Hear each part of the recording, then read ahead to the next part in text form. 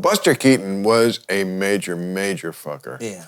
I mean, when you think about Michael Keaton, Diane Keaton, Buster Keaton,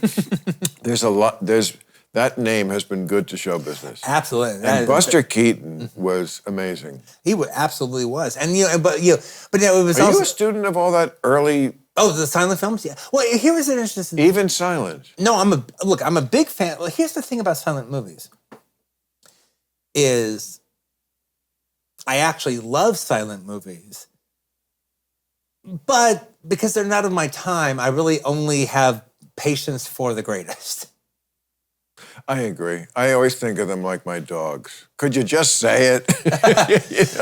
No. I mean, it gets boring not talking. No. I actually think when you actually give yourself over to silent movies, it's one of those things like when you watch a foreign movie and you forget you're watching the subtitles. At a certain point, if the movie's good, you're caught. Oh wow, I forgot that they weren't talking.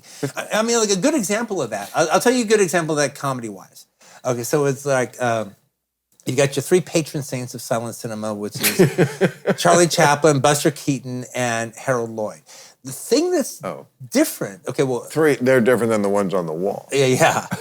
But similar. Yeah, but here's the thing, though, all right, is in the case of Charlie Chaplin, in the case of Buster Keaton, pantomime is a big part of what they do. That's part of their comedy. Of course. That's when there's no sound, you're going to want to be good at that. But even their type of comedy suggests a pantomime approach to it. They had no sound, of course. I know. But they, in vaudeville, they would have a similar pantomime kind of approach to some degree, all right? Did they all come from vaudeville? They all came from vaudeville. Okay. But, you can even say necessity, yes. But necessity or not, they made it work for them. Boy, did they. Harold Lloyd is different. He sounds like me. Right. He's an actor. He's acting. He never shuts up. He talks all the time. Also, he's an innovator. I always think of him like the Gene Kelly of silent, because Gene Kelly was not just a dancer, he was a gymnast. Yes. It was athletics plus, and Buster Keaton it's not just Charlie Chaplin was funny, but Buster Keaton, a lot of it was technological innovation. The industry was new. The one where the house is blown off. But And it's like they put the house on a turntable. Yeah. I mean, they were doing things for the first time. What Buster Keaton... Why Cinetiste put Buster Keaton ahead of the other three, all right, or the head of the other two. The ahead of the other two, Harold Lloyd and Charlie Chaplin. Who put them ahead? Cinetiste. Who? Cinetiste, film buffs.